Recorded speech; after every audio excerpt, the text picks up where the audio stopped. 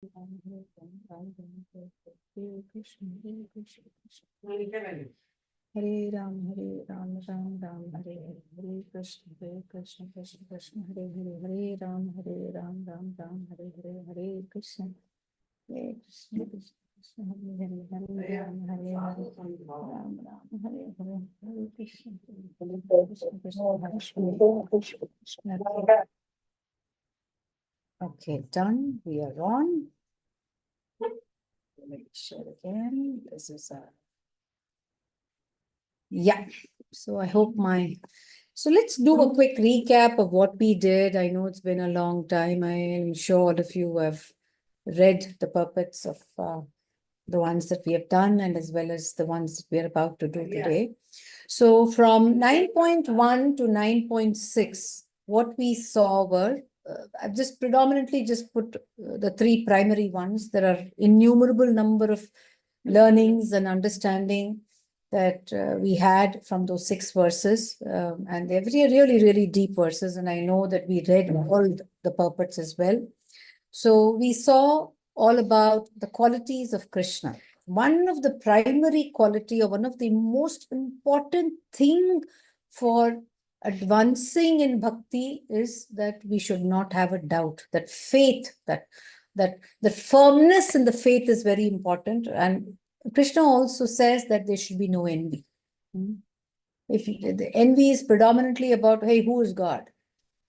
Can he do something better than what I am doing? These are the kind of foolish things that we often hear atheists and people who are probably who don't have that faith speak about, right? They think they can do everything. So the Lord makes it very categorical here. He says there should be no envy in bhakti. There should be no envy in devotion. Only when there is no envy, humility comes. Wherever there is envy, even in material life where there is envy, humility will not be there. And all the problems start from that jad, that root. And we also saw that bhakti is intimate. Rajavidya Rajaguhyam. It's intimate. It's king of all knowledge. And it's joyful. It can be joyfully performed. And it's also joyful. It gives you a lot of bliss. And where there is bhakti, there's humility. There's total humility when bhakti is internalized. It's not just for the sake of having bhakti. We'll read some of the purports and some of the verses here where the Lord himself says that bhakti cannot be just, skin deep. It has to be it just can't be as a matter of show. Bhakti has to be internalized, and when it's internalized, it shows externally. It is automatically it reflects in every action because it gets embedded in our thoughts. So when the thoughts are full of the Lord, and when there is humility embedded in everything, in every bit of the thinking that we do, then automatically it reflects in every action of us. And then we also saw that Lord's energies are everywhere in everything, and it's not constrained. You can constrain anything. Anything can be restrained. Anything can be held. The Lord's energy cannot be constrained at all. And therefore, faith is important in devotion. You need to believe that there is something more supreme, there is something more powerful than what we know of. And once that thought gets ingrained, automatically faith comes in, because you start to experience. How does faith get solidified? Faith gets solidified because of the experiences that we go through. The experiences further, completely hardens, or it kind of convinces us about the existence or about something which is even more beyond us, something which is inconceivable, something which is beyond us.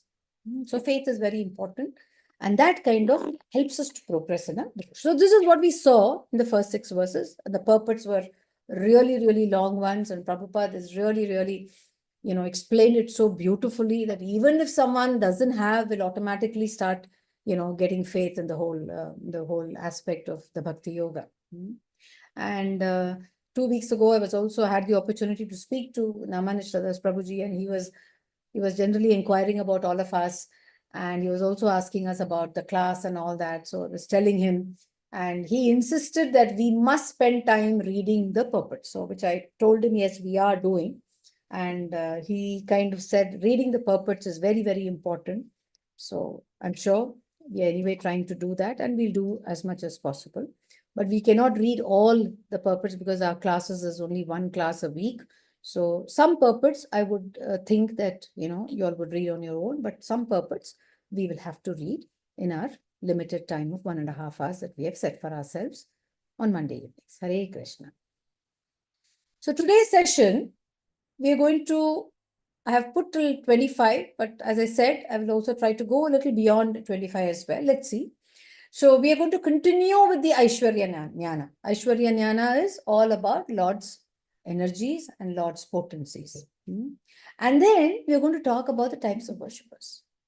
After knowing all this, who are the type of people who really take to the Lord? Who are the people who really take to faith in that Supreme Personality? Okay. So let's jump to 9.7. 9.7 says, Sarva Bhutani Kaunteya Prakritim Yanti Mamikam Kalpa Kshaya Punasthani Kalpado Visirjayami Aham. Very simple. O son of Kunti, at the end of the millennium, all material manifestations enter into my nature, and at the beginning of another millennium, by my potency, I create them again. So the Lord talks about the material world is temporary. It is real because it has been done, it has been created, it has been put into place by the Lord. But there is a process of manifestation and demanifestation, which is a continuous process that takes place again and again. And who is doing it? He's saying he takes the responsibility for creating it and as well as decimating it. Okay, so he says millennium after kalpa after kalpa. He is responsible for, and there was a beautiful, a little clip that somebody had shared, on social media. There's a little child who's talking to his mother. He's talking about devotion. He's talking about bhakti. Of course, it's a Western child. The child is saying, probably he's talking about, the scriptures that he reads. He's telling his mother, he said, Mom, there is this earth. And the earth is standing in a certain position, or it is in place in a certain position, and all of us are able to do our day-to-day. A small boy, must be 7 or 8 years old, very small boy. He's telling his mother, how can you imagine how gravity is working on this earth planet? If there was too much of gravity, the earth planet would just sink in, it will just fall, thud. And if there was no gravity, the earth will just fly away. It'll just be another star on another planet somewhere else, floating somewhere. So the person who had posted it had said, look at the way faith can develop at any age. So it is not that some of us have to read it, some of us have to internalize it, but there are some who are gifted by, it comes probably, where does that come from? It probably comes from their past life. So the little child talks about how God has sustained this earth planet for us to kind of engage in the activities that we have to, but not forgetting that all of this is happening because of the good fortune that we have of being on the earth planet that is supported by the Supreme Lord or by the Supreme Energy. So this is what 7 says. We'll jump to, we're not reading the purport. Please read the purport. Now, 9.8, the Lord says, Prakritim swam avastha bhaya visarjayami punaha punaha bhutagramam imam kshanam avasam prakriter vashat. The whole cosmic order is under me. Under my will, it is automatically manifested again and again, and then my will, it is annihilated at the end. So he is continuing to talk about his energies and his the kind of powers that he has over everything that is there to be in the creations that he puts in place. We are not reading this as well. Hare Krishna, is it okay? Yes, Mataji. Okay, so we move on. The next purport we are going to read. I'm going to 8. So this 9 we're going to read. So the Lord says, Nachamam tani karmani nibaddhanti dhanan jaya udasinavad asinam asaktam teshu karmashu. Oh, Dhananjaya. Very beautiful. He's saying all this. It's like a contrast. He says, oh, Dhananjaya, all this work cannot bind me. I am ever detached from all the material activities, seated as though neutral. First, he says, I've created everything. Everything is because of me. Everything is under me. I'm doing everything. I'm responsible for everything. Now he says, oh, Dhananjaya, all this work cannot bind me. Though I'm putting all these things in place, nothing can really affect me. I am detached.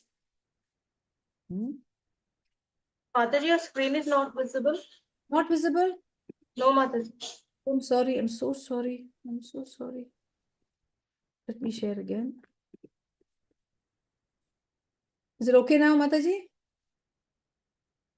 Yes, Mataji. Thanks, Atan. So we are going to read this purport. Somebody would like to read it? Hare Krishna. Yes, Can I Mataji. read, Mataji? Yeah. Okay, Yes, okay, Prabhu. Mataji. Sujeet Prabhu. Mataji, Yes, Prabhu. you Go ahead. Okay. I will read the next one, Prabhu. Yeah. Okay. Purport. One should not think in this connection that Supreme Personality of Godhead has no engagement. In his spiritual world, he is always engaged. In the Brahm Samhita 5.6, it is stated, Atma Ramasya Tasyasi Prakrite na Samagama. He is always involved in his eternal blissful spiritual activities, but he has nothing to do with these material activities. Material activities are being carried on by his different potencies. The Lord is always neutral in the material activities of the created world. This neutrality is mentioned here with the word Udasinavat. Although he has control over every minute detail of material activities, he is sitting as if neutral. The example can be given of a high court judge sitting on his bench. By his order, so many things are happening. Someone is being hanged, someone is being put into jail, someone is awarded a huge amount of wealth, but still he is neutral. He has nothing to do with all the gain or loss. Similarly, the Lord is always neutral, although he has his hand in every sphere of activity. In the Vedanta Sutra 2.1.34, it is stated, Vaisamya Nair Grihane Na. He is not situated in the dualities of this material world.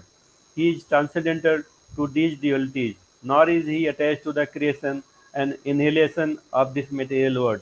The living entities take their different forms in the various species of life according to their past deeds, and the Lord doesn't interfere with them. Hare Krishna. Hare Krishna. Hare Krishna. Sometimes the question may arise in our minds. Why is it that the Lord doesn't interfere in something that doesn't look right?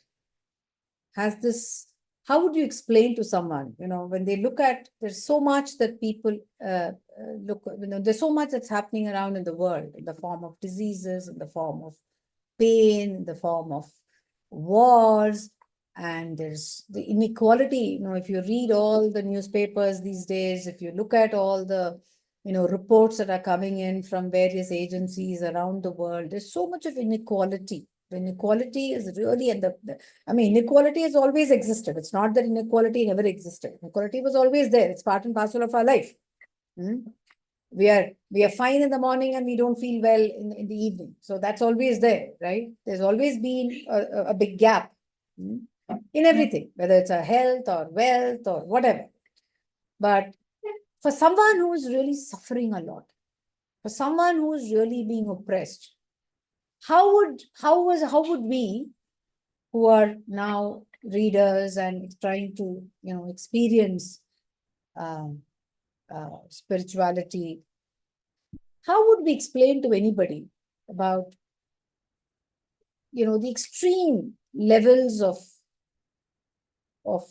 pain and pleasure that exists in the world?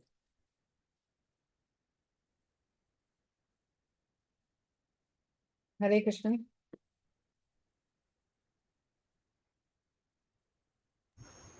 Hare Krishna Mataji. I can give it a try. Yeah. So, Mataji, pain and pleasure are the basically dualities of the mind. So sometimes because of some actions we feel pain, sometimes because of some actions we feel pleasure, and the actions what we do or how our life is currently is basically the sum total of our past karmas and present karmas. So at the right time these karmas are no they are kind of manifested in the different forms, whether we like or we don't like them, and if that something happens in our favor we feel pleasure, and if something doesn't happen in our favor we feel pain. So basically that's my understanding, Mataji. Sure. So that is understanding, because you're reading the Bhagavad Gita, you've read the purports of Prabhupada again and again. You are attending classes of Bhagavad Gita, Srimad Bhagavatam, and you are in the company of devotees. But how would you explain to someone who probably is not a devotee but is going through a lot of pain? Maybe someone is unable to, pay their school fees or college fees because the father has lost the job. Or maybe someone is unable to attend their school because the mother at home is too sick and somebody needs to be there at home and they don't have enough to kind of take care of, to afford a caregiver. And then how would we explain to people who are struggling? They're nowhere related to the politics of the world, but they're struggling because there is a war that is happening and they do not know what the future is going to look like. So how would we explain that to people? Mataji, can we say to them like first we need to understand that this material world is dukkhalayam, ashashvatam. Very nice. First and foremost thing, we need to make them understand that, though it is not easy for them to understand because only devotees can able to understand that. And we try to explain them that how we need to just try to uplift our consciousness and try to get out of all these things, because no matter how much ever we work hard towards our happiness, it is all temporary. Very nice. Anyone else? Anyone else? Mataji, I think that the pain can be expressed by our face reading, and second thing, the one who is near and dear to one, we get open to them the problems which we are stuck in and struggling with. Okay. Thank you, Mataji. Hare Krishna. Anybody else? Hare Krishna. Nobody? Hare Krishna, Mataji. Hare Krishna. Mataji, adding to the Mataji's point, I guess the uplifting of the conscience, one example is given by Muglira Prabhuji also, that he said that when you see the problems from the, like you are in a city and you are walking in the street, and the buildings are basically the problems. Basically, your mind is seeing the problems are very big if your consciousness is very low. But if you are in the sky and seeing the problems from that, and then if your consciousness is lifted, then those buildings will be very tiny. So the main agenda is that the consciousness should be lifted, and the main knowledge to get that should be the purpose of our life, so that we can reduce that pain and somehow see the actual problems of life, which are Jan, Mrityu, Jara, Vyadhi, Mataji. Very nice. Hare Krishna. Hare Krishna. So keep thinking about these things, because these are the things that, as we progress in our understanding, or as we progress reading, these wonderful scriptures, we have to keep thinking about them. How are we going to really, rationalize? How are we going to really, balance our thought process with the suffering? Are we just going to say somebody's suffering and we just look, we just say, okay, they're suffering because of their past karma, and we just look away? Or can we do something more than that? Is something that you have to constantly think about. I'm not saying that we have a solution or we need to come out with a solution, but it also means that we need to be empathetic. And empathy is something that should, the compassion, kindness, and that's what even the Buddhists, Buddha also said the same thing. And we know Buddha is an avatar of Vishnu. So he also said the same thing. There has to be compassion. There has to be, I think it's called mudita, right? It's called mudita. And then metta, I think metta is all about kindness, right? And mudita is all about, I think, mudita, it's called mudita. I think, I'm getting the word. Mudita, I think it's about empathy. It's so important in the life of a devotee to be empathetic. While it's true that this world is a Shashwatam and it is a Dukhalayam, there is going to be, and Buddha also says the same thing.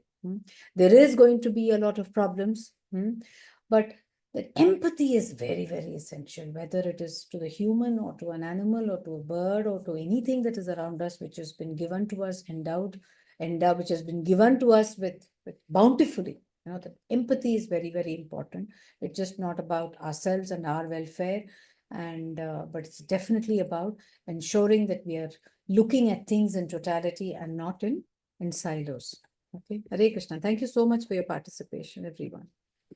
Okay. Mataji, one more thing, that we need to be little intelligent to think where we need to preach what type, because if we have gone to somebody's home for a funeral, we can't give this philosophy, we can't teach them this philosophy. Correct, Mataji. Very true. Very true. Yeah.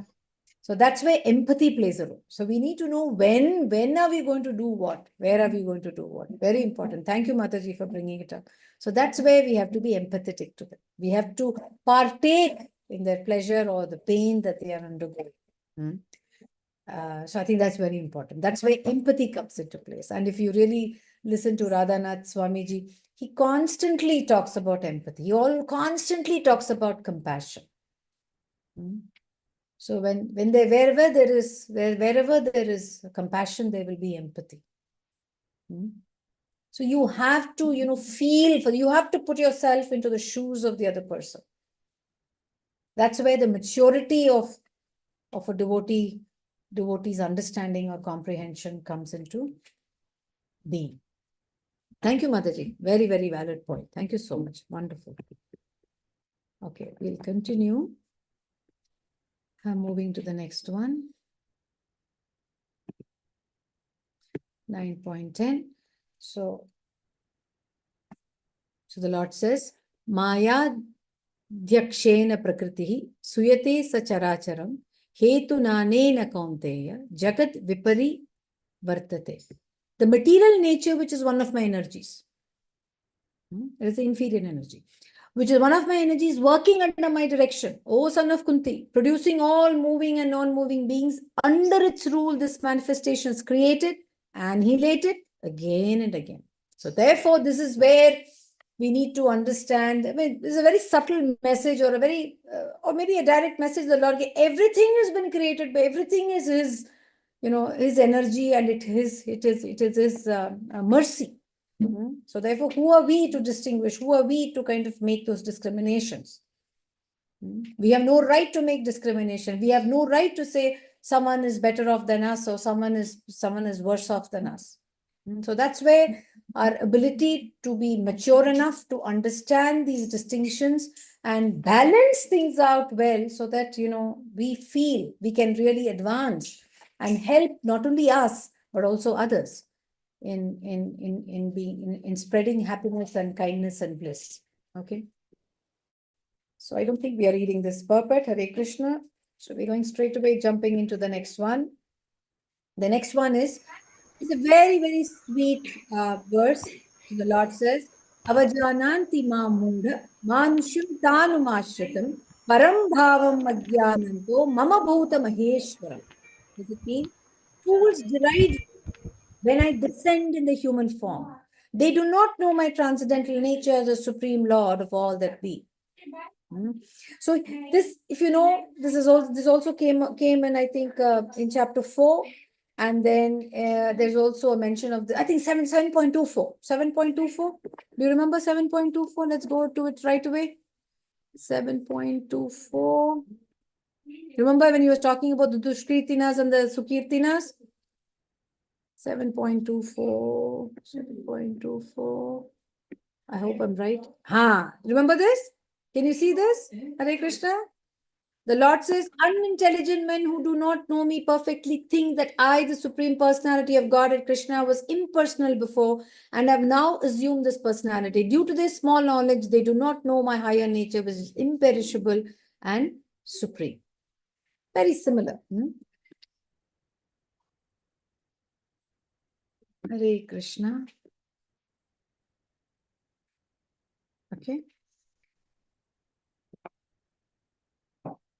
And in fact, it's very interesting. I was listening to, it was of course an Advaita, lecture. So there, that Prabhuji was talking about, he said in every avatar, I don't think in any of the avatars, look at all the, the broad, the Dashavatars that we talk about. Of course, up to Krishna avatar, Kalki is yet to come.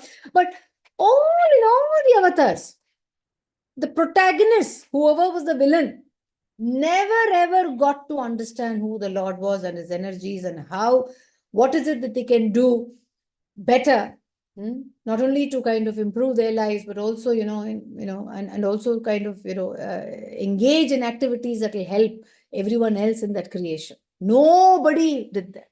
Everyone took the Supreme to be a very ordinary person, and they were doubting his capacity, or they were envying him, or they thought he's just another person.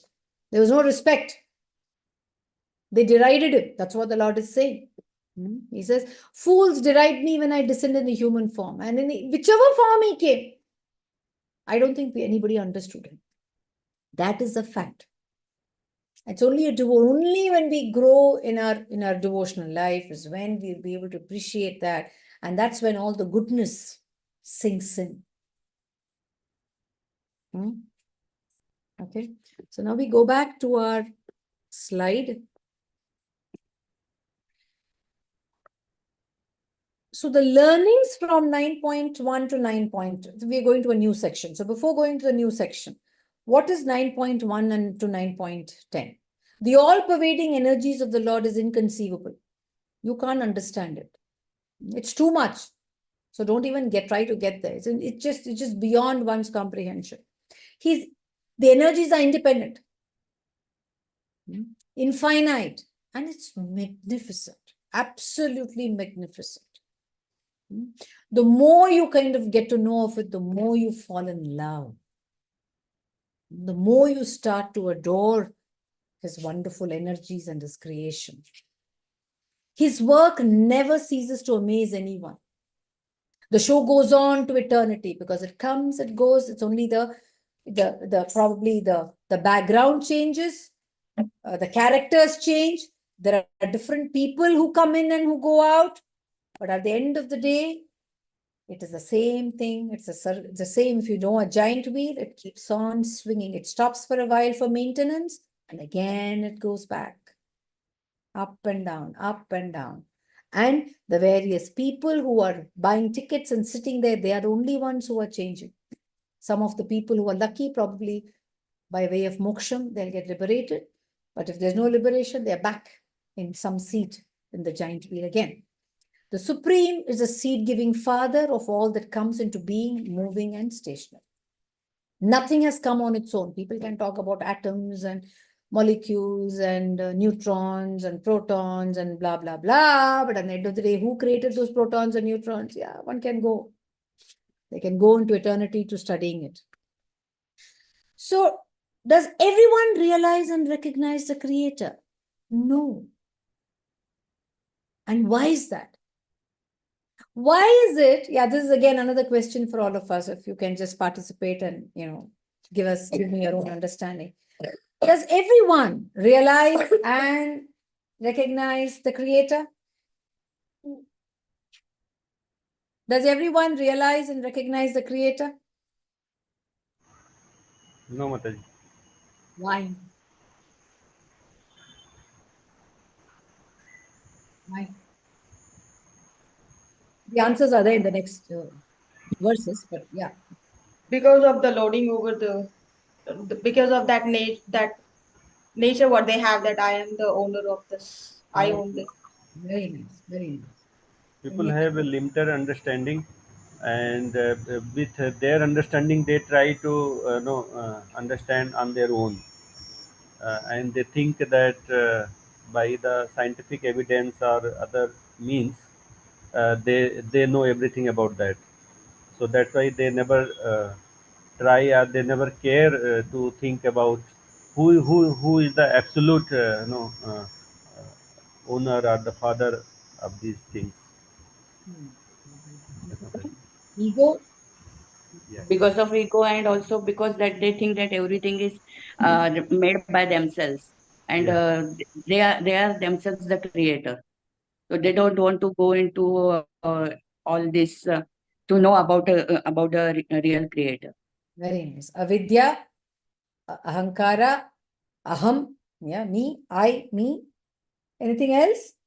Mataji, they not read the scriptures. Okay. Okay.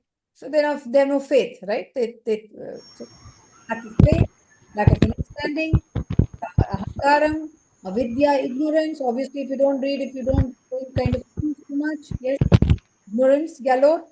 So, right, let's look at what is it that makes somebody a devotee and someone who isn't a devotee. That's what he's going to say.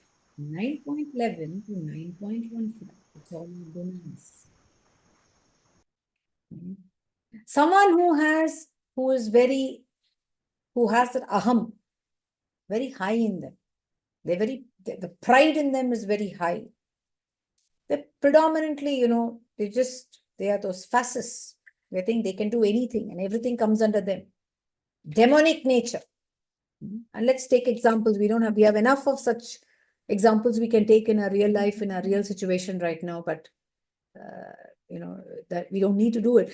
We look at our scripture, look at Kamsa, look at Ravana, look at Hiranyaksha, Hiranyakashipu, Bali Maharaj. Bali Maharaj probably comes in the Rajas. Very selfish, motivated nature, self-interest, wants to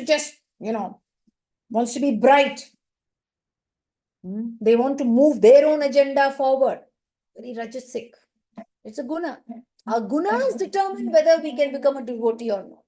Our gunas determine whether we can really get into that sublime level where we can really get to understand the real purpose of our life and the purpose of everything else that is created around us.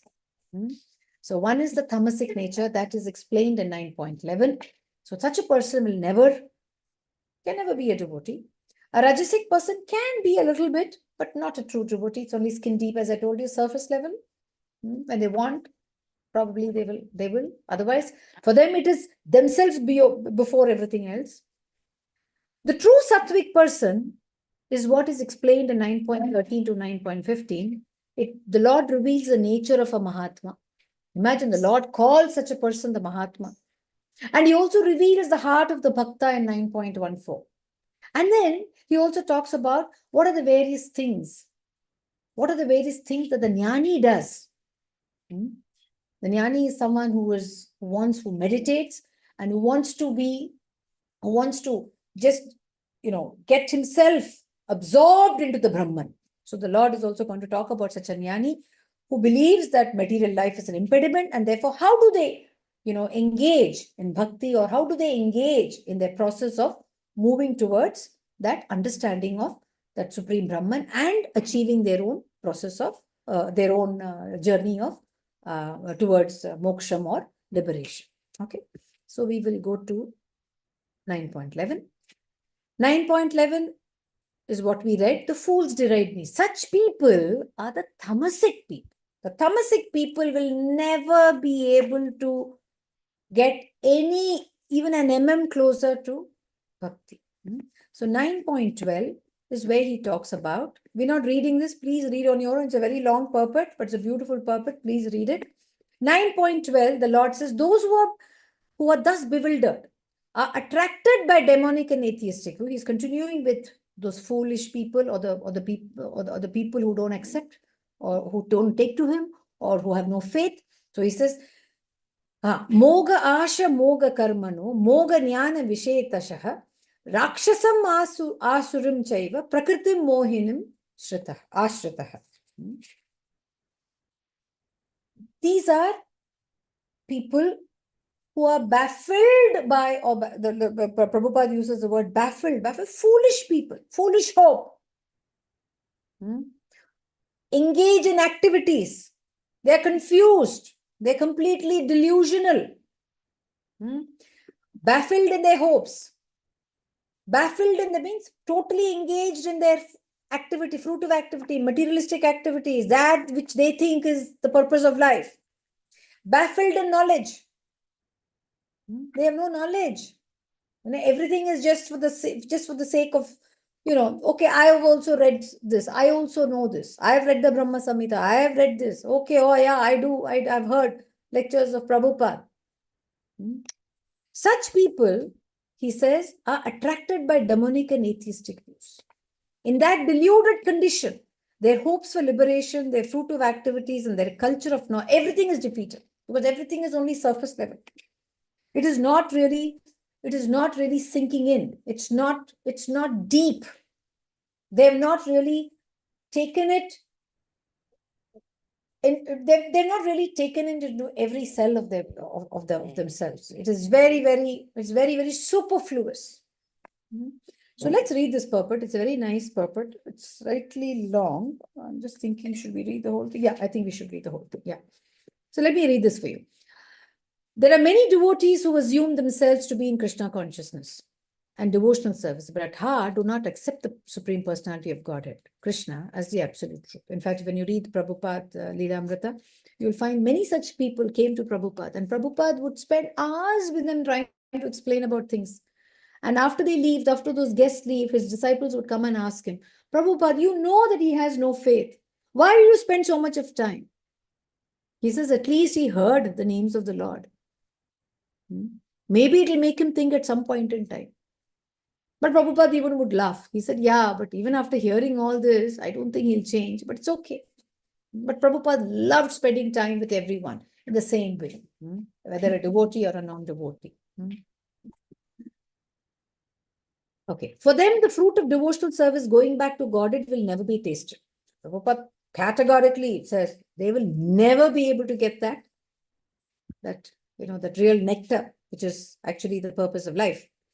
Similarly, those engaged in fruitive pious activities who are ultimately hoping to be liberated from this material entanglement will never be successful either, because they deride the Supreme Personality of Godhead, Krishna. In other words, persons who mock Krishna are to be understood to be demonic or atheist. As described in the 7th chapter of the Bhagavad Gita, such demonic miscreants never surrender to Krishna. These are the Dushkritanas. They'll never surrender to Krishna. Therefore, their mental speculations to arrive at the absolute truth bring them to the false conclusion that the ordinary living entity and Krishna are one and the same. With such false conviction, they think that the body of any human being is now simply covered by material nature, and that as soon as one is liberated from this material body, there's no distinction or there's no difference between God and himself. This attempt to become one with Krishna will be baffled because of delusion. Such atheistic and demonic cultivation, spiritual knowledge is always futile. That is the indication of this verse. For such persons, cultivation of the knowledge in the Vedic literature, like the Vedanta Sutra and the Upanishads, is always baffled. They never understand.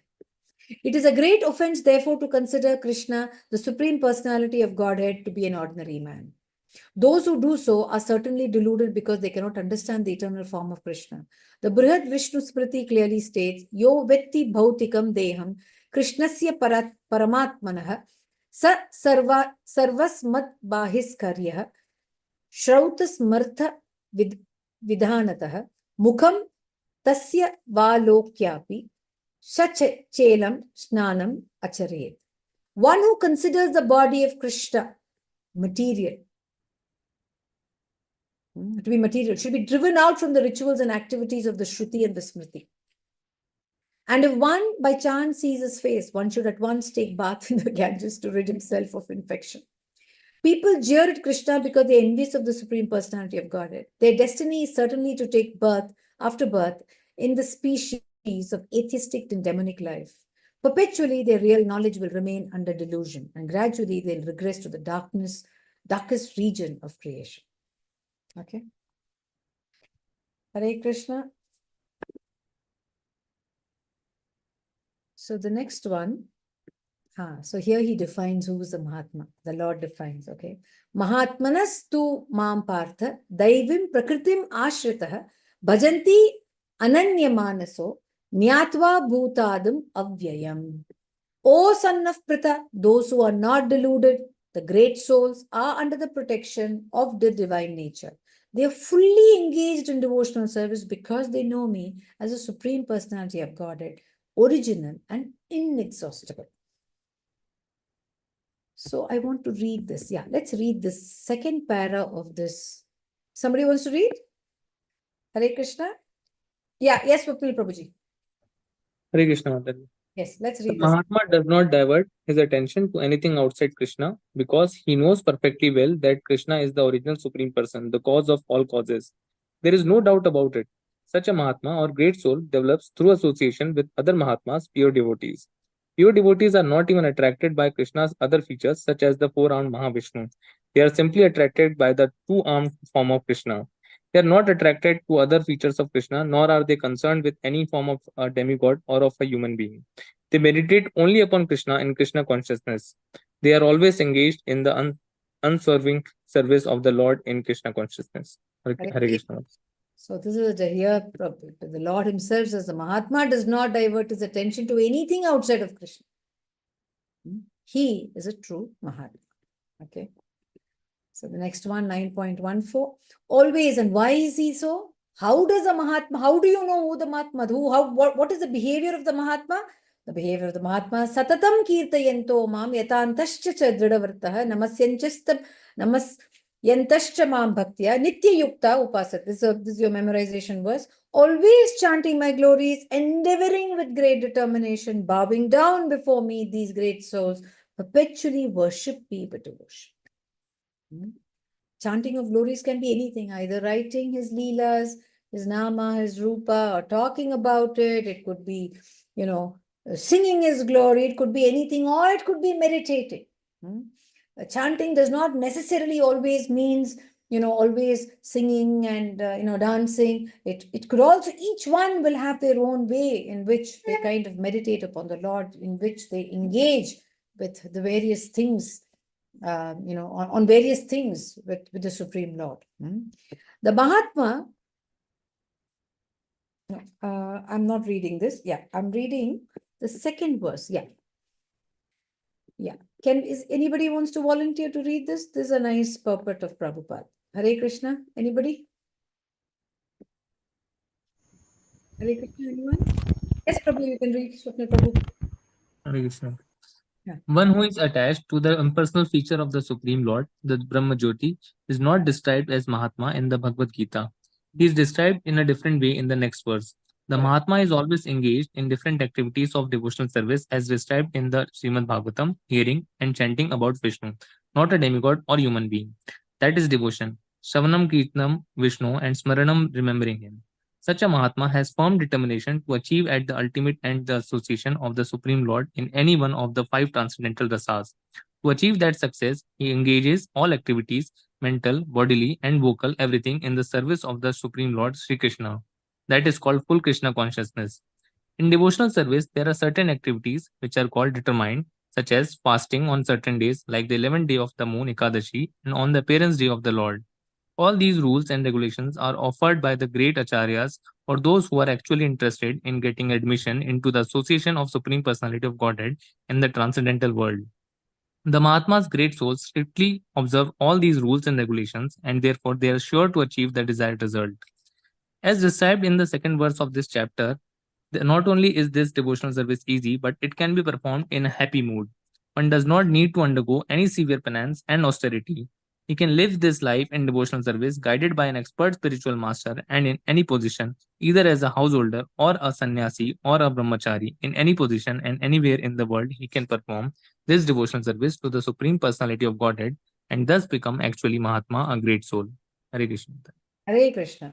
So a Mahatma is a person who is a practicing person in real life in the materialistic environment. He's not someone or she's not someone who just gives up everything and goes away. So this person discharges their prescribed duties. At the same time, as they are discharging their duties, they always have Krishna in everything that they do. That is someone.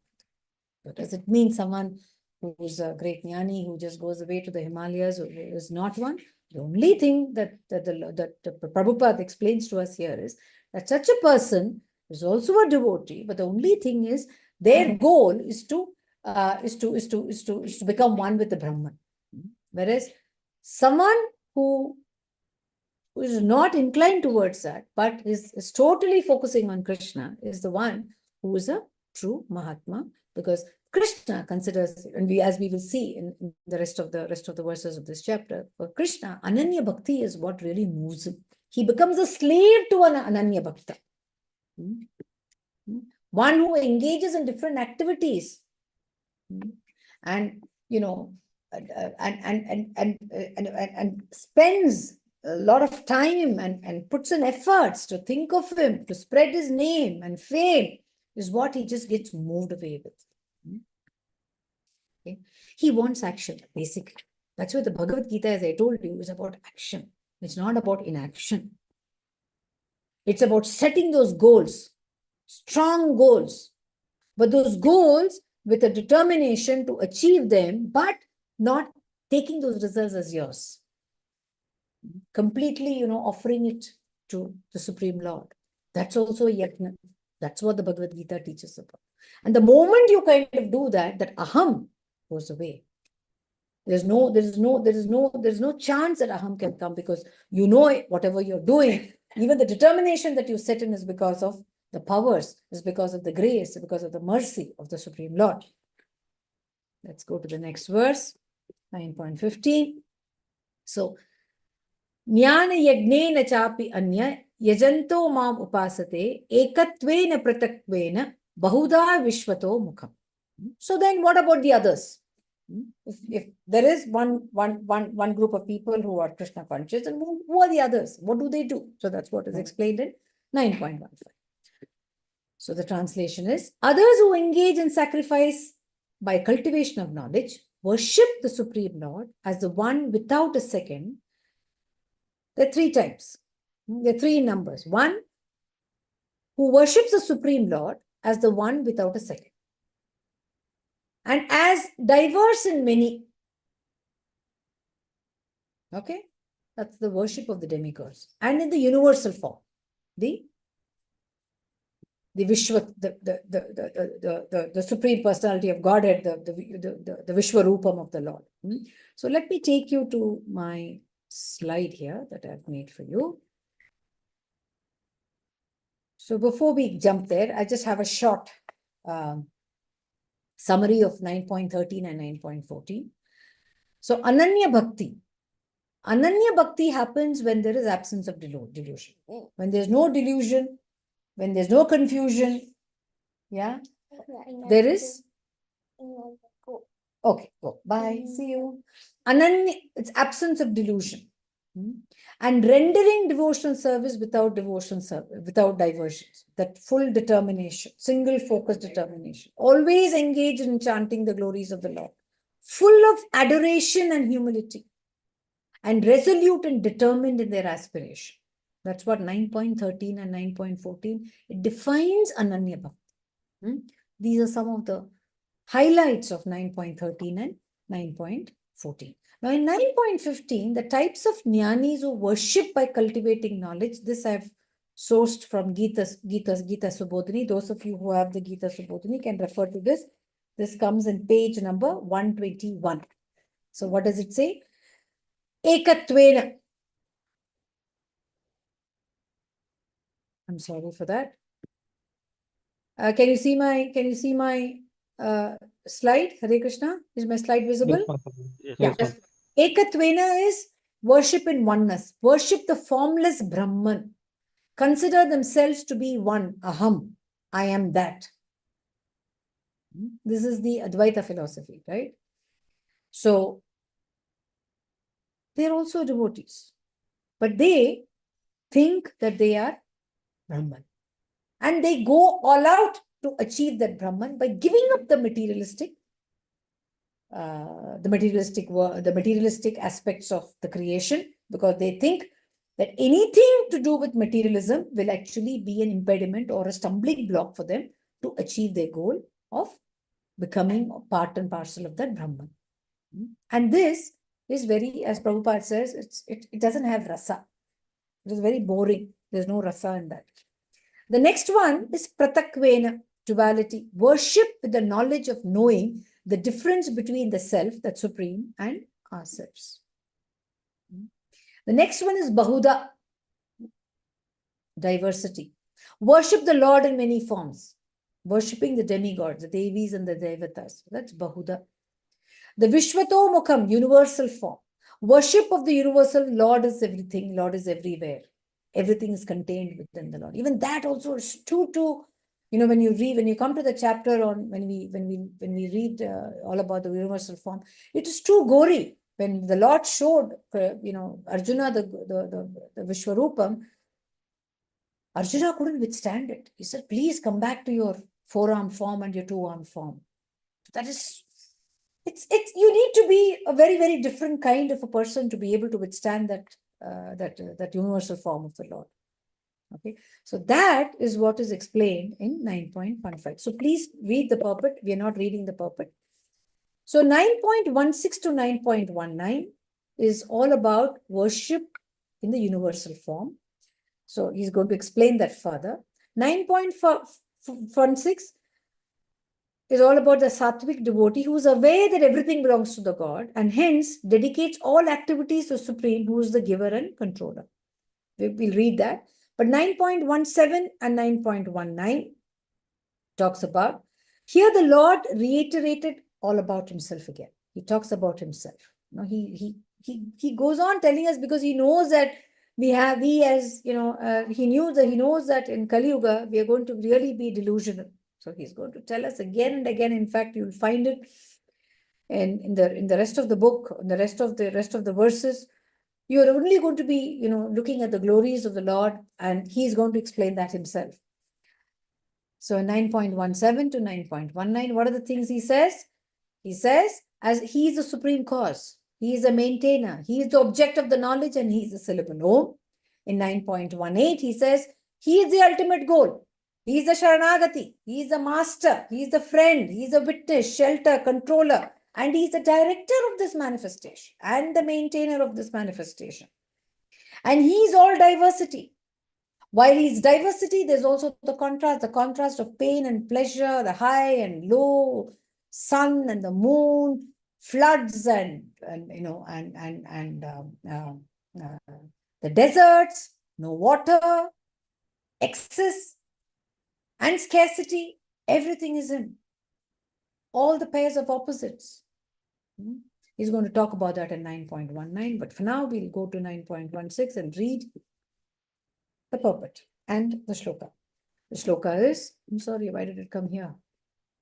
9.16, okay.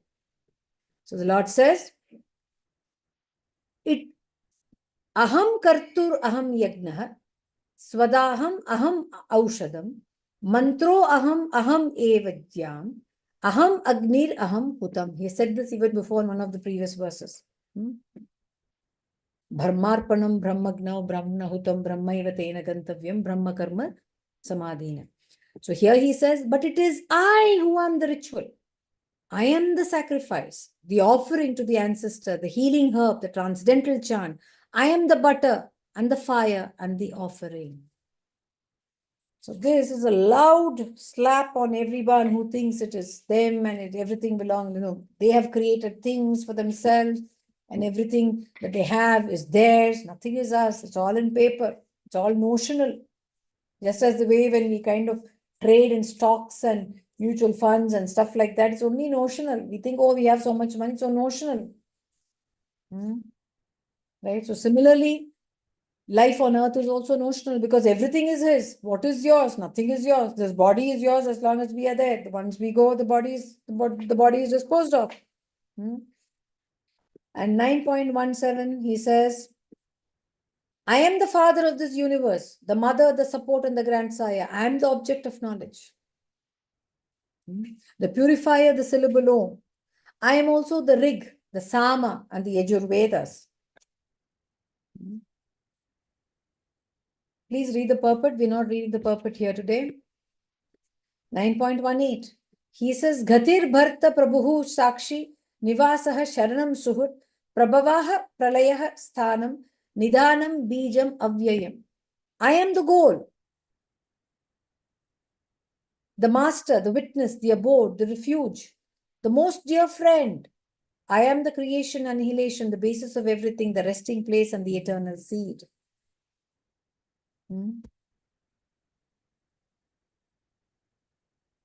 Okay. 9.19.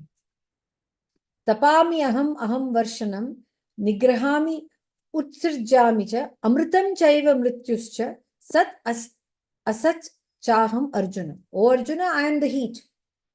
I give the heat, I withhold, and I send forth the rain. I am immortality. I am also death personified. Both spirit and matter are in me. 9.20. Now, very interesting. Traividya mam somapaha putapapa yagnai istva swargatim prartayante tapunyam ashadya surendra lokam ashnanti divyam divi deva bhogan. Those who study the Vedas and drink the Soma juice, seeking the heavenly planets, worship me indirectly. Purified of sinful reactions, they take birth on the pious heavenly planet of Indra, where they enjoy godly delight. So he's going to talk about, a very important, powerful concept. Our thoughts define who we are, and our thoughts also reflect on the actions, on our actions, and our actions ultimately decide what we get. So you think big, you get big, or you at least inch towards that big goal you set yourself. You set a small goal for yourself, you get only that much. So yesterday we had, the Wimbledon just concluded yesterday. I don't know how many of you watch tennis. It's a beautiful game. Some of them you really admire the kind of determination that they come with.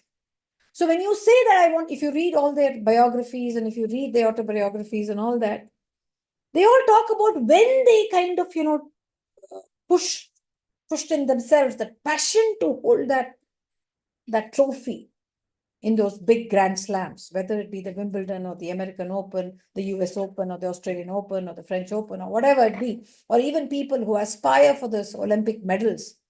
You should see the way they strive to get that. And that seed of determination is put into them at a very young age. It develops, either for many of them, it develops on their own, and for some of them, it is instilled in them. Whatever be it, the goal is playing. Even our own PV Sindhu, who plays the badminton girl, they set the goal high and they go there. And the universe comes to support them. What is the universe? The spirit, the energy comes to support and help them to get there. So similarly, the Lord is saying, you think big, you get big. You think small, you get that. Now you just want to pray to all the demigods and you think, go ahead, do that. And you will achieve what you want. He's not good. Nothing is being denied. What you set as a goal, you get it. And in fact, I want to tell you one other thing. I read this somewhere and I think it's very, very beautiful. Now you will be able to achieve your goals only when you're happy with, when you are in balance with yourself. When you say, yes, I am here and I'm not complaining about where I am. The moment you don't have that negative aspect to yourself, when you're not drawing your negative energies into yourself, you will be able to achieve what you desire. Suppose you keep complaining, I try so hard, I don't get. Then you're missing that point of, it's a very psychological, you're missing that goal. Because you are drawing yourself into a self-pity. मैं इतना करता हूँ करती हूँ मुझे कुछ नहीं मिलता है. I do so much, I don't get better as that person is getting. The moment you get into that, there's a self-pity. The moment self-pity comes into it, you're cocooning yourself. So similarly, the Lord says, think big. Bhagavad Gita is about, as I said, about largest of life. It kind of says, think big. But don't think you're the doer. Because when you think big, when you know that you're not the doer, because you kind of, bring in that humility into yourself, and that the humility itself will help you to reach your goal. So the Lord says, yes, go ahead. And these are the Rajasic kind of people. There's a sense of Rajasic. They are to a large extent good devotees, but they have the Rajasic. They want quick things. Okay, you want quick things, you'll get those quick things. But don't think those quick things are permanent things. So that's what this particular verse talks about. 9.21. Let's see what he says next. 9.21. The Lord says, Tetam bhuktva swargalokam vishalam Krishne punya martya lokam vishanti evam trayi dharmam anuprapanna gatagatam kama labhante. When they have thus enjoyed vast heavenly sense pleasure and the results of their pious activities are exhausted, they return to this mortal planet again. Once, you exhaust that balance of punyam that you have taken, once that gets over, you have to come back. Thus, those who seek sense enjoyment by adhering to the principles of the three Vedas achieve only repeated birth and death. So that does it mean the Vedas are wrong? No, it does not mean that. When you just look into the ritualistic aspects of rituals, are very important. They're very important. It's not that they are unimportant. They bring a lot of happiness. They bring families closer together. They kind of build that bonding into the society. It's very important to celebrate and things like that. But if you think it's only that and that is enough, that will get you that level of happiness. It will also build in that level of faith and devotion in you. But that will only get you that much of benefit. Because after all that is over, you're back at your work and you're running behind whatever is your earthly passion. So the results are going to be limited to the extent to which you are going to engage yourself in any activity. So once whatever you've earned gets over, you have to come back, is what the Lord says. The next one. I hope it's clear to everyone. Hare Krishna, is it clear? Mataji, isn't that predestined for them that they will become the sports person or singer, something like that? Isn't that predestined, or they'll, with their hard work and dedication, they will achieve that? It could be, but it is also all about, keeping at it, no?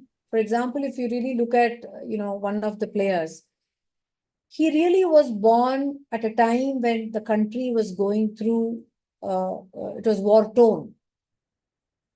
They were in the war zone. But he and his family ensured that they were not allowing themselves to get bogged down by it. So you can also get bogged down, no? Maybe there is some destiny towards achieving, to becoming a certain thing. But also there are diverse forces which are there. The Maya, see, Maya is always stronger, right? The Lord says Maya is very strong. They can also easily say, no, this is not achieved. See, even our own family, so many people would have really struggled. I can talk about my own dad. He was born in a very humble family. Very, very humble family. His father died when he was barely 17 years old, and there was a lot of those olden days, they had large families. But the way they kind of fought all those odds and became who they were. I mean, there were a lot of things, a lot of people even discouraged them. For instance, each of the brothers had to go to different places to eke out their living. So many people even stopped them. They said, no, don't do that. Don't do this. You're going away, far away. How will you come back? If there is something very, very difficult to reach out, don't do that. So they could have generally, also just buckled under the pressure and sat down. But they didn't do that. They went forward. And that was because of the strong faith. And all these people, trust me, Mataji, all these great people who achieve those those greatness are all people who have an immense faith. And in extraordinary things to happen, and they never give up their hope on and call on the God constantly. They don't give up. Not for a second would they ever forget. Have you ever seen all of these people, whether it's Sachin Tendulkar or whether it's Virat Kohli, when they achieve their tons, when they achieve their hundreds or 50s, they're all looking up. They're looking up to something which is supreme. They know that there is a supreme power that has helped them to get there. They're strong believers. They're strong believers of the Supreme, whoever it might be. They can call them by whatever name, but they have that strong faith. The faith helps them to achieve their dreams. Hare Krishna, any other thoughts? Thank you, Mataji. Mataji, and in 6th chapter, also one of the Prabhupada said that Krishna helps them, those who help themselves. Exactly. So faith is very, very strong. So never let go of the faith, come what may. That's what the Bhagavad Gita keeps telling us. But we are humans. Sometimes we may fall, but the Lord says, no problem. You slip, I'll help you to pull you back. Or the moment you want to kind of, pull yourself up, I'll I'll extend the hand to you. So that is the greatness of Lord. So this is that we are precisely on that verse. Ananya chintayanto mame jana paryupasate tesham nityabhyuktanam yogakshemam vahamyaham. But those who always worship me with exclusive devotion, meditating on my transcendental form, to them I carry what they lack. And I preserve what they have. Beautiful. What more can you ask for? He preserves what you have. He ensures your strength. Everyone has a strength. He ensures your strength is intact. And he fills in the gap. He fills in what you don't have. I just forgot about this verse. We were exactly close to, as I was discussing about the Atman. Mataji, this is the answer to your question as well. Predestined? Yes. It is. But you need to have the faith. Remember last class we discussed about, Dhritarashtra, when he was playing the game of dice. He didn't call Krishna. He didn't want. He wanted to do it all by himself. Krishna was waiting, it seems. He was waiting. Oh, I hope he calls me. Because why Krishna was waiting? Because our friend Duryodhana, he was putting his Mamaji to play on his behalf. And Krishna thought, Yudhishthira will also do that. But he didn't do it. So the moment you call him, he'll come. The moment Draupadi called him, he said, hey, Dwarakapuri Vasa, please come, help me. He came rushing. Okay. Anyway, 9.23. Ye api anya devata bhakta yajante shraddhayan vanitah te api mam eva kaunteya yajanti aviti purvakam. Those who are devotees of other gods. who worship them with faith actually worship only me. He says, whatever you do, because every energy is this, every creation is this. So whatever you do, it goes to him only. But he says they're doing the wrong way. So it is like, your Prabhupada gives the example. You're like, watering the plant and not the roots. It's there in this purport. So please read the purport. I'm not reading this here today, but please read it. 9.24. I am the only enjoyer and master of all sacrifices. Aham hi sarva yagnanam bhokta cha prabhur evacha natu mam abhijananti tatvenatas chavantite. I am the only enjoyer and master of all sacrifices. Therefore, those who do not recognize my true transcendental nature fall down. Fall down means they have to come back to the earth, material earth again. So this is your memorization verse again. So the Lord concludes what he said in all these verses. He says, Yanti deva vrita devan, pitrin yanti pitrin vritaha, bhutan yanti bhutejya, yanti mad yajino apima. Those who worship the demigods will take birth among the demigods. Those who worship the ancestors go to the ancestors. Those who worship ghosts and spirits will take birth among such beings. Those who worship me will live with me forever. So does it mean that I will not call upon the ancestors? No. Of course. Shraddha, thinking of them on their death day, on their birthday is very important. Does it mean that you should not do it? Yeah, do it. But do it. Do it knowing fully well Krishna is there for them and for you. Yeah, that is important. But only thinking of them, of what it also means is what is past is past. Move forward. That's what it means. Okay, 9.26. So what does he say? What does he say about how do we call upon that Lord? What does that Lord want at the end of the day? He wants our love. And how do you show that love to him? Patram pushpam phalam toyam yeme bhaktya prayachati tadaham bhaktya upahartam ashnami prayatatmana. All that he wants is one offers me with love and devotion, a leaf, a flower, a fruit or water, I'll accept it. Doesn't want any big thing. This is again your memorization verse. And I want us to read a little bit of this. No, I want us to read this whole purport. Hare Krishna. Before that, let me see if there's anything that I want to share with you all. Yeah. So look at this 9.20 to 9.25, just a quick summary for you. So 9.20, Lord explains about the reason behind demigod worship. So when you do the Devi Devata worship, what is the yield? It fetches temporary results. 9.2. You get that. You go to the Indraloka, you go to the Loka of this respective demigod. Now, Krishna Bhakti, he says in 9.21, Krishna Bhakti is everlasting. Why?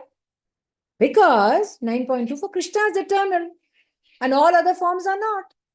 All the Devis and Devatas also go through the various motions of the Kalpa creation that keeps happening and keeps going.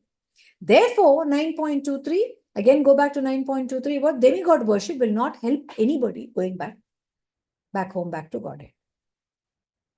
Because 9.25, he says, what you seek is what you get. You seek the demigods, you'll get the demigods. You seek the ancestors, you'll get the ancestors. You seek the ghosts and spirits, you will get that. So don't complain. Know how to set your priorities is what the Lord is saying. Set your priorities well, you shall not regret. So how to see Krishna to attain that eternal bliss is what we are going to read from 9.26 to 9.34. If we start this, we should finish it. Do you think we can do it today? Hare Krishna? Yes, Mataji. I think we can finish, Mataji. Yeah. Can finish? Will you be okay? Because we'll go up to 9 o'clock. Everyone okay? It's fine for Yes, me, ma'am. Mataji. Rest they can. Let's finish this, okay? Okay.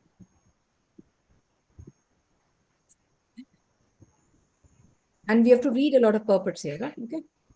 Okay. Okay. So in these verses, the Lord gives solace. He comforts his devotees. And very easy to please. I don't demand anything of you. Krishna can only be bound by love and reverence alone. When binded, how did Mata Yashoda bind Krishna? Damodar Leela, how did it happen? Can anyone bind the inconceivable? Can anyone bind the infinite? How does she do it? How? Anyone can attain. He is alone attainable. He is absolutely neutral and impartial. He's a Bhakta Vatsala. He pardons, he condones. If you make a mistake, he's ready to accept.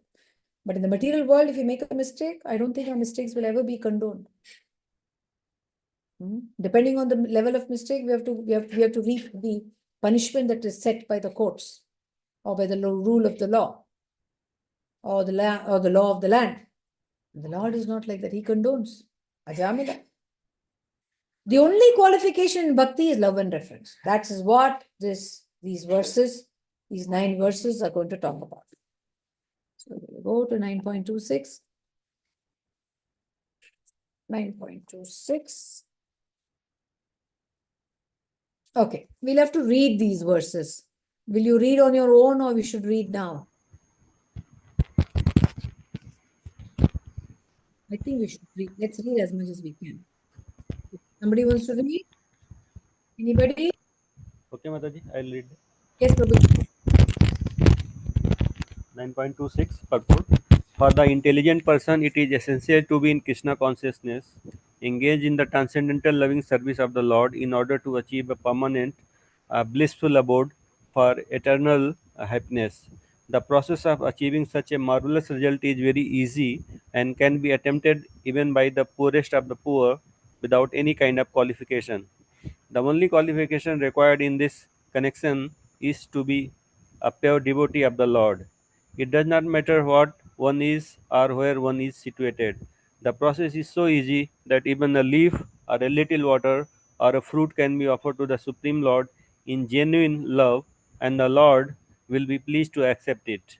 No one therefore can be barred from Krishna consciousness because it is so easy and universal. Who is such a fool that he does not want to be Krishna consciousness by this simple method and thus attain the highest perfection life of eternity, bliss and knowledge. Krishna wants only loving service and nothing more. Krishna accepts even a little flower from each pure devotee. He does not want any kind of offering from a non devotee. He is not in the need of anything from anyone because he is self sufficient, and yet he accepts the offering of his devotee in an exchange of love and affection.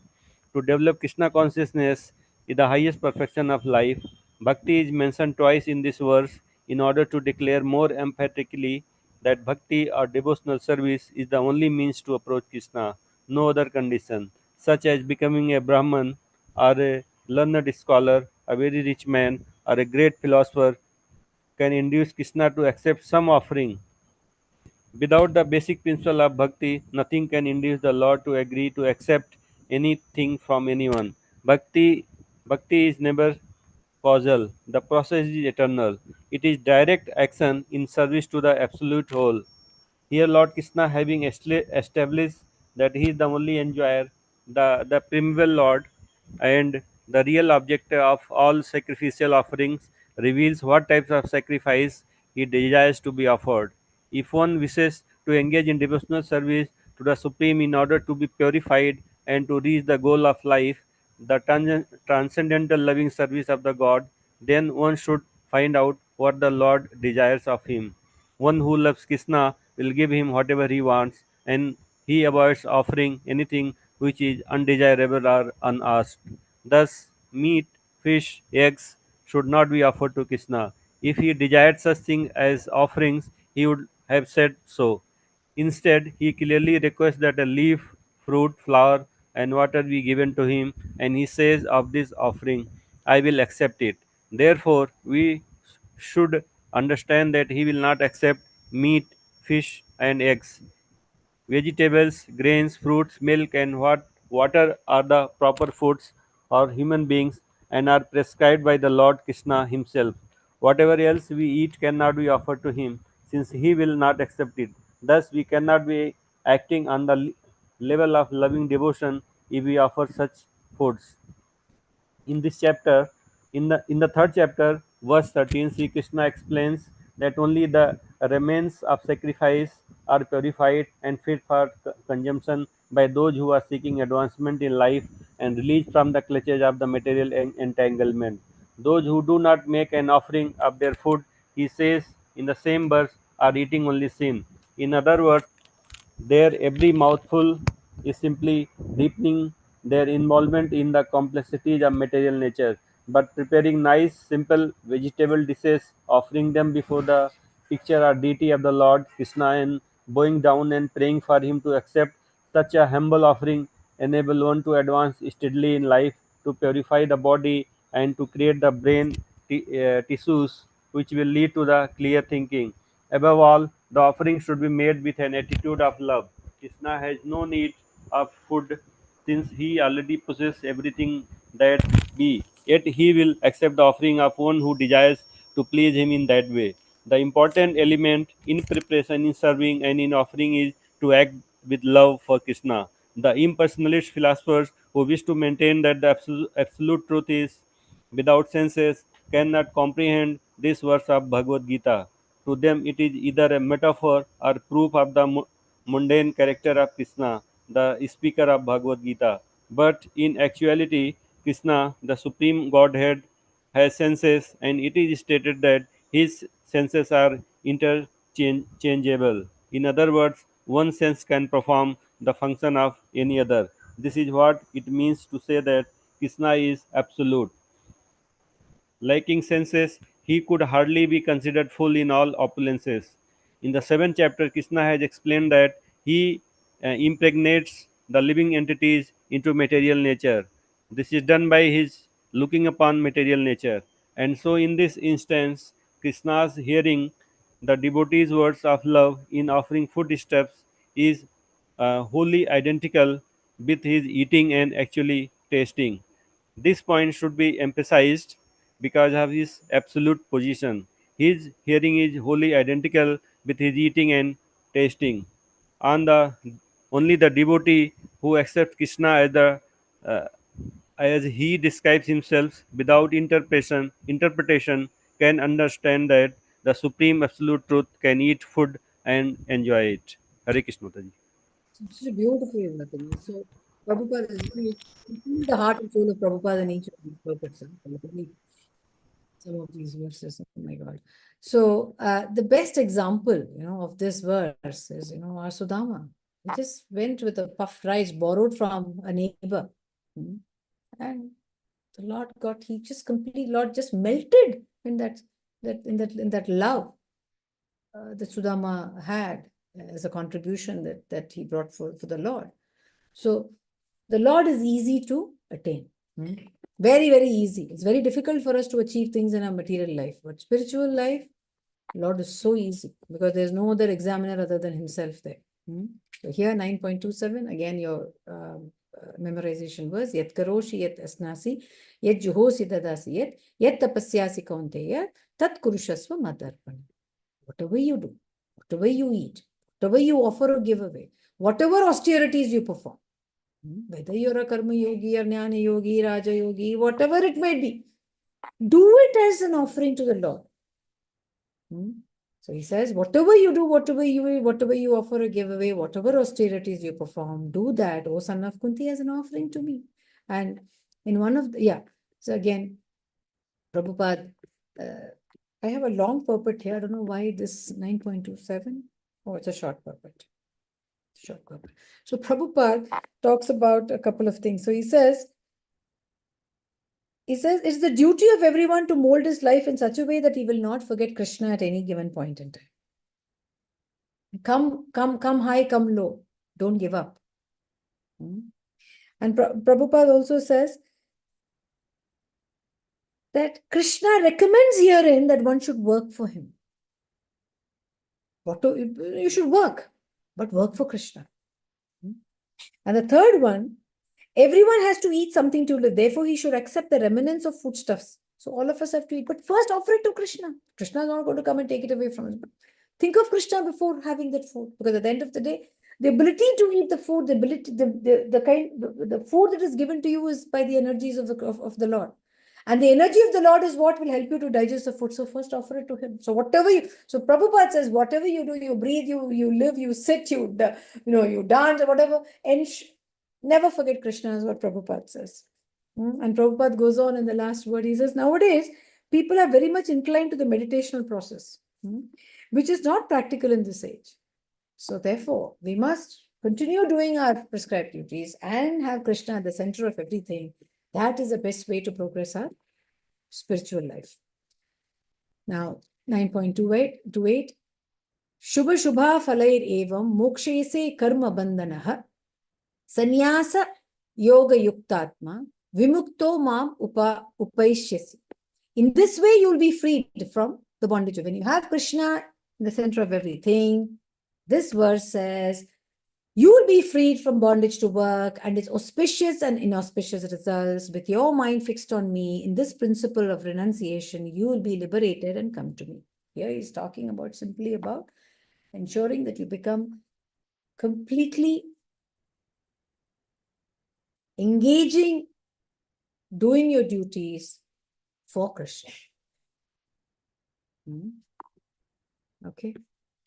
So will you please read this purport, Hare Krishna, on your own? Yes, Mataji. Or there's one verse which I just marked when I was reading. Anyone who has no interest but to dedicate his life to the service of the Lord is actually a sannyasi.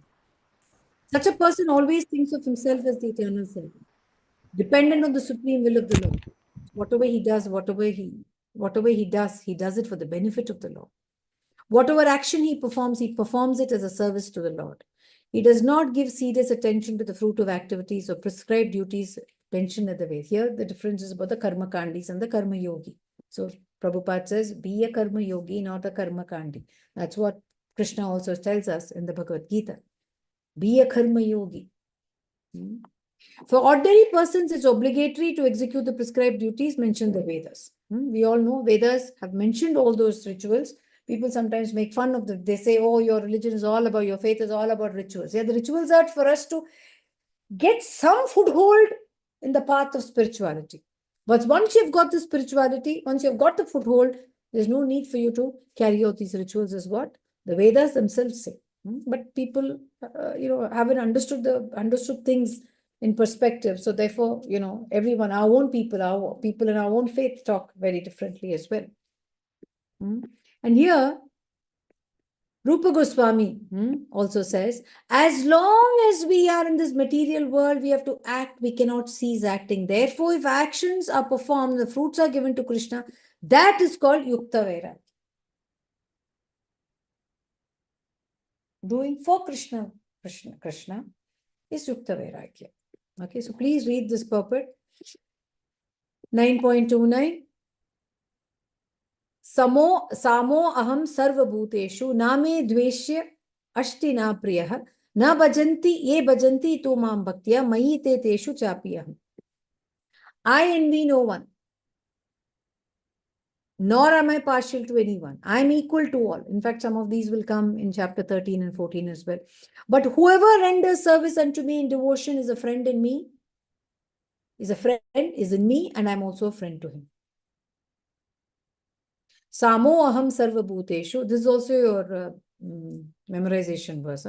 Samo aham sarva bhuteshu name dveshyo ashti na priyah ye bhajanti tu mam bhaktya mayi te teshu chapiyah. I envy no one, nor am I partial to anyone. I am equal to all, but whoever renders service unto me in devotion is a friend, is in me. I am also a friend to him.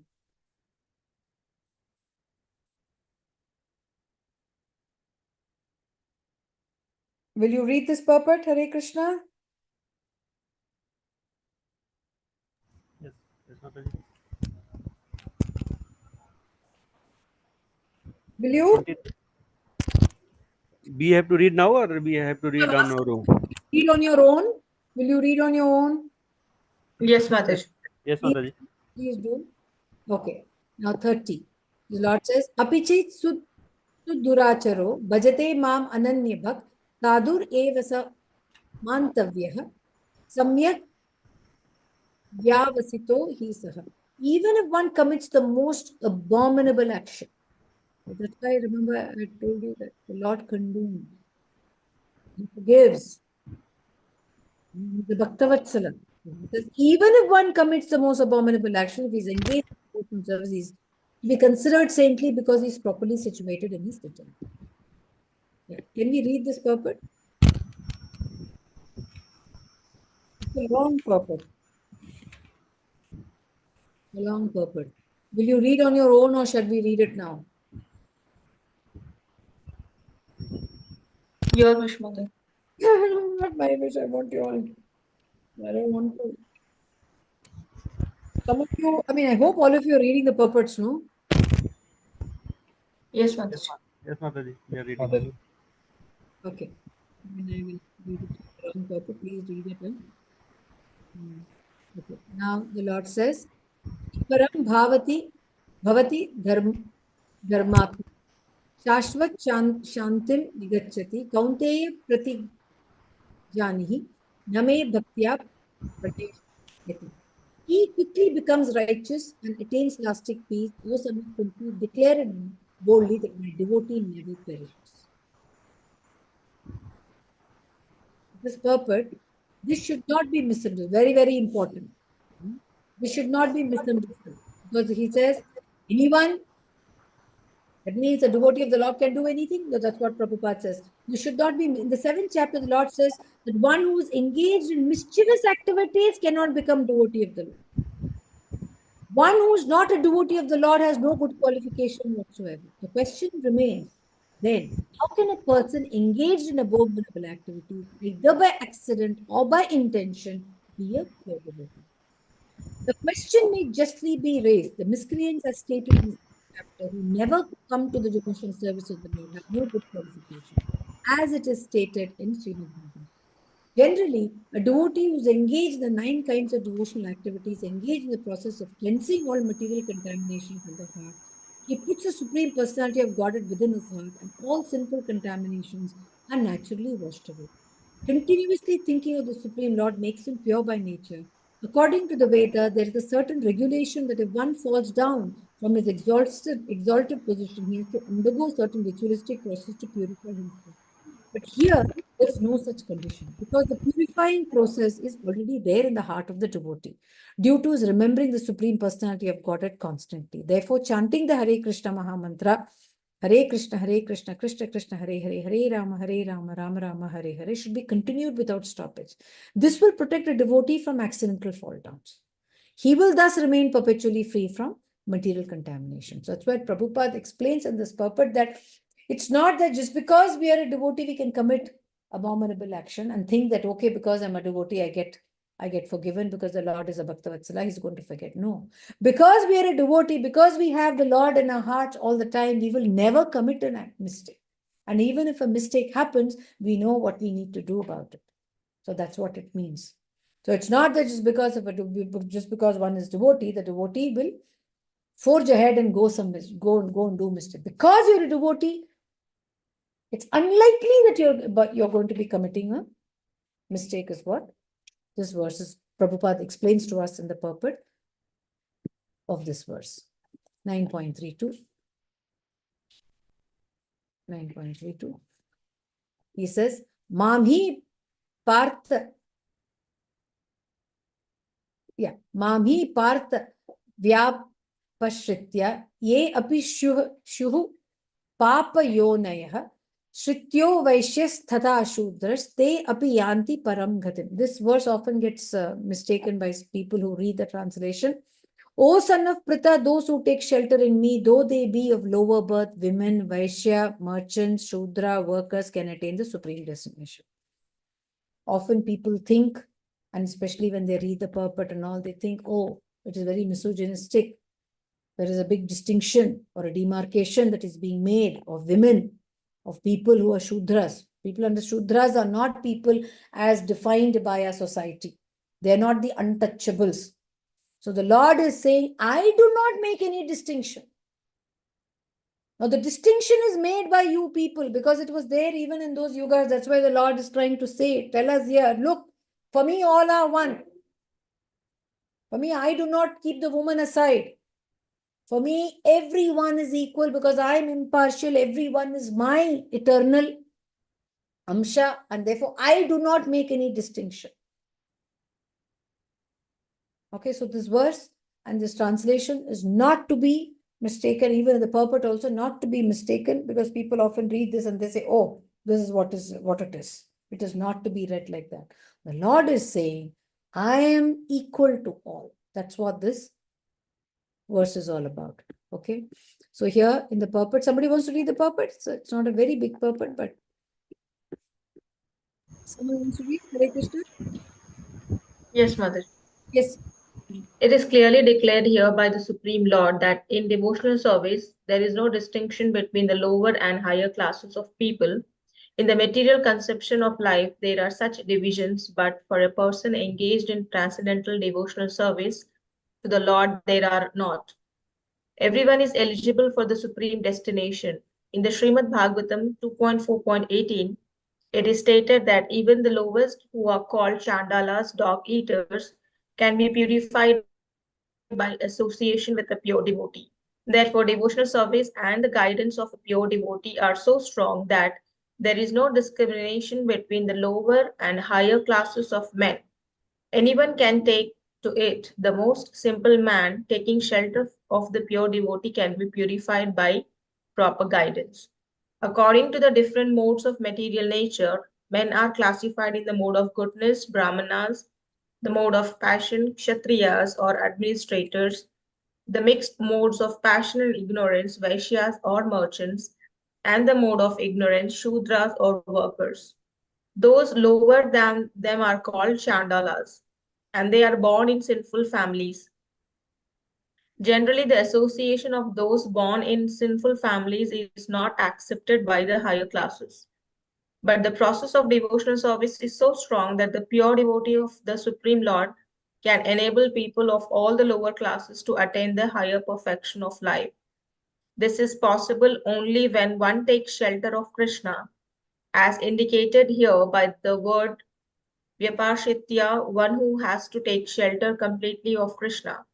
Then one can become much greater than great jnanis and yogis. Hare Krishna. Hare Krishna. If you know the story of Udupi, you have to look at the Lord through a small window. And would you know why the Lord why you have to look to look at the Lord through the small window and not through the main entrance?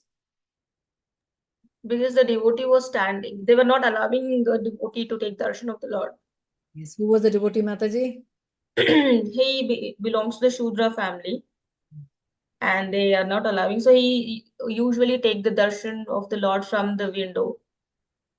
Yeah. So the lore goes that his name is Kanakadasa. And Kanakadasa definitely, like what Mataji said, belonged to a very low community as defined by society. And he was a great devotee of the Lord. And he couldn't see the Lord from the main entrance. So there was a little crack in the wall at the side. And he was looked at the Lord through the little crack and said, "Hey, Krishna, I want to see you." And it is said that Lord Krishna turned to show him his form. Okay, so that is the Lord. He does not distinguish. It's only we who distinguish, who call ourselves upper caste and lower caste and everything else. So 9.33. Mother Jagannath, this Lord Jagannath also, they'll give chance to worship the Lord during the 14 days, no? When he take rest. Okay. What is that, Mataji? I don't know. Can you explain? The tribals, those who used to worship the Lord before constructing the temple, they will offer worship to the Lord during the 14 days where Lord take rest. Wow. Very nice. I didn't know this, Mataji. Hare Krishna. Or during the pastimes of the Lord Jagannath, we got to know about this, Mataji. Thank you so much for sharing, Mataji. Thank you so much. Very nice. Kim Punar. He is like one of the devotee was very much attached to Jagannath ji, and due to his illness, he was unable to see Jagannath Prabhu, to meet Jagannath Prabhu. So that's why, as he was so sick, he started screaming and telling Lord ki every day I used to visit you, but I can't come to you, and so I'm so I can't bear this. So what I should do for that? So Lord Jagannath came, and he was suffering from fever, high fever, and because of that, Lord Jagannath he did all his seva and took that fever on him, and that's why Jagannath ji is in fever for 15 days. I Wow. heard this story. So Hari sweet. bol. Thank you so much, Mataji. Lovely. Thanks for sharing these. Wow, very nice. Thank you, Mataji. 9.333 Kim punar brahmanah punya bhakta rajarasya tata anityam ashukam lokam imam prapya bhajasvamam. How much more this is so of the righteous brahmanas, the devotees and the saintless king. Therefore, having come to this temporary miserable world, engage in loving service unto me. So Prabhupada says in the purport, in this material world, there are classification of people, but after all, this world is not a happy place for anyone.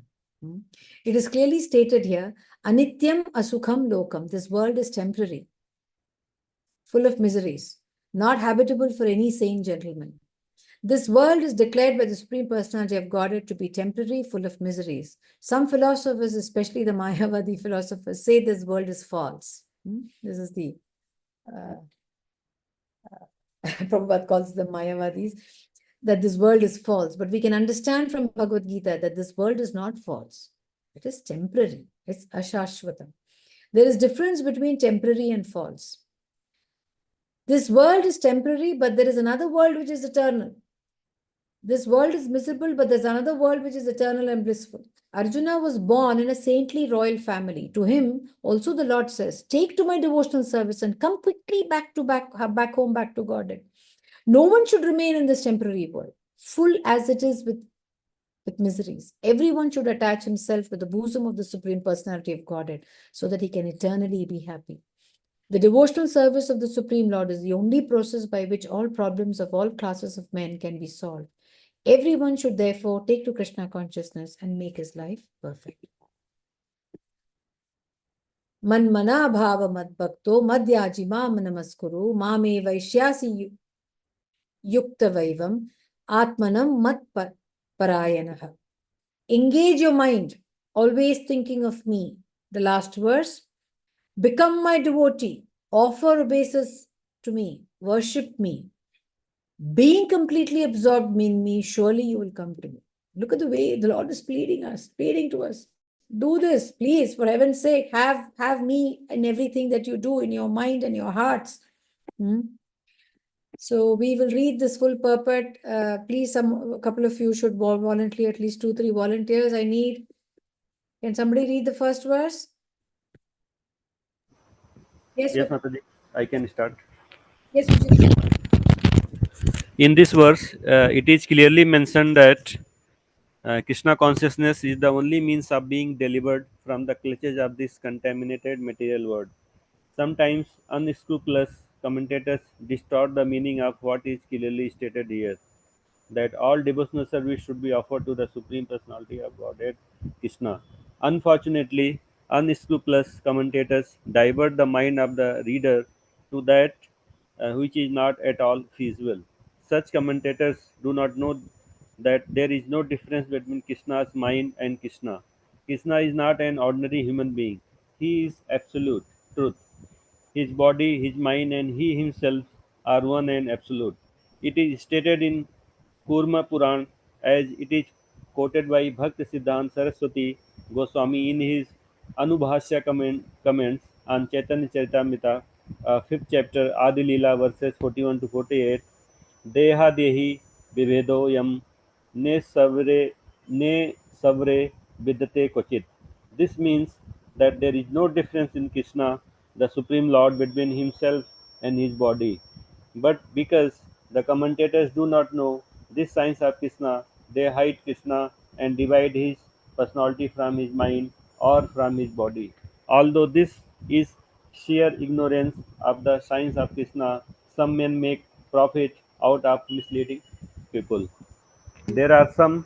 Thank you, Prabhuji. Somebody else can read the next. So Hare please, Krishna. Hare Krishna Mataji. There are some who are demonic. They also think of Krishna, but enviously, just like King Kamsa, Krishna's uncle. He was also thinking of Krishna always, but he thought of Krishna as his enemy. He was always in anxiety, wondering when Krishna would come to kill him. That kind of thinking will not help us. One should be thinking of Krishna in devotional love. That is bhakti. One should cultivate the knowledge of Krishna continuously. What is that favorable cultivation? It is to learn from a bona fide teacher. Krishna is the supreme personality of Godhead, and we have several times explained that his body is not material, but is eternal, blissful knowledge. This kind of talk about Krishna will help one become a devotee. Understanding Krishna otherwise from the wrong source will prove fruitless. One should therefore engage his mind in the eternal form, the primal form of Krishna, with conviction in his heart that Krishna is the supreme. He would engage himself in worship. There are hundreds of thousands of temples in India for the worship of Krishna, and devotional service is practiced there. When such practice is made, one has to offer obeisances to Krishna. One should lower his head before the deity and engage his mind, his body, his activities, everything. That will make one fully absorbed in Krishna without deviation. This will help one transfer to Krishna Loka. One should not be deviated by unscrupulous commentators. One must engage in 9 different processes of devotional service, beginning with hearing and chanting about Krishna. Pure devotional service is the highest achievement of human society. Hare Krishna. Hare Krishna Prabhu. Somebody wants to read the last two verses, last two paras? Hare Krishna, anybody?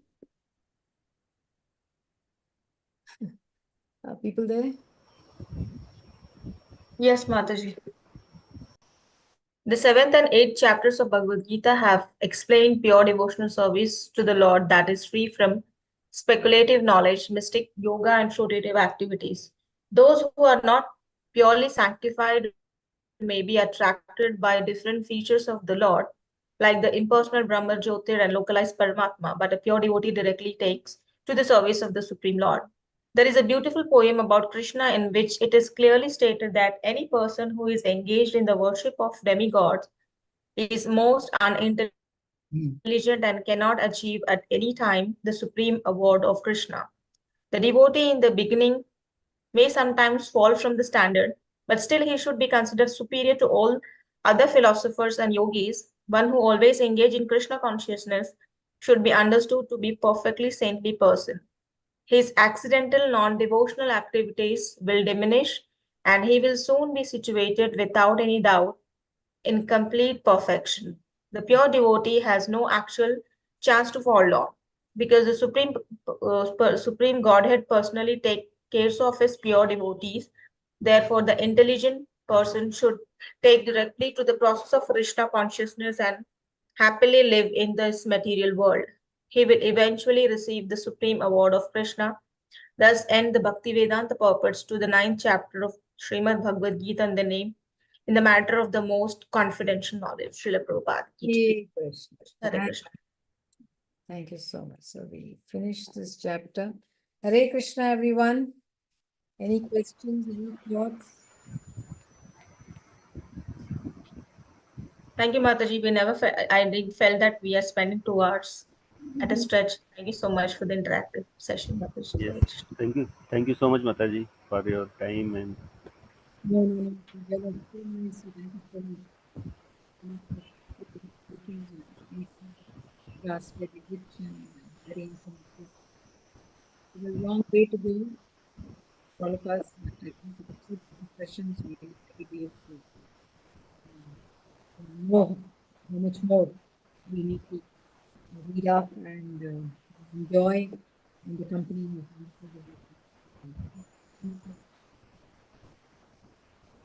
so I didn't know that there is something called the Jagannath Leela Amrita. What is it called, Mataji? I think Swati Mataji said. What is it called?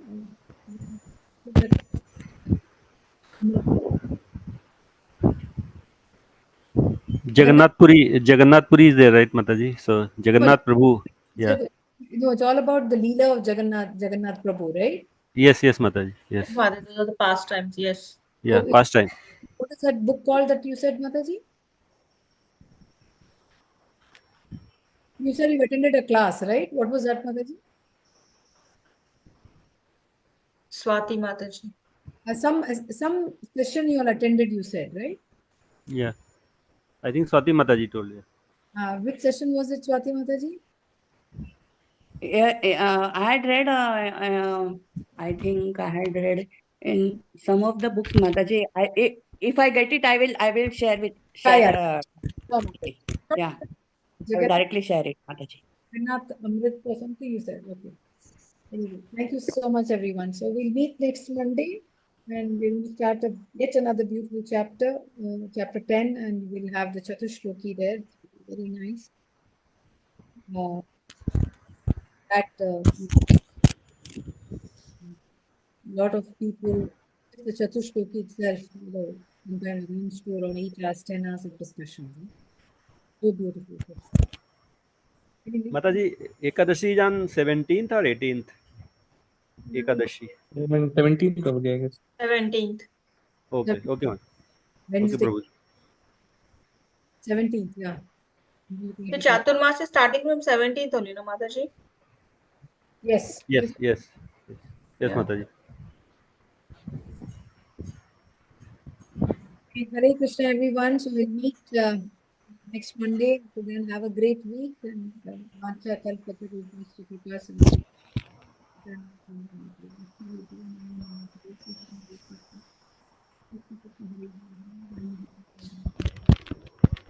Everyone, Hare Krishna, Mataji. Krishna. Then we'll pranam. thank you so much.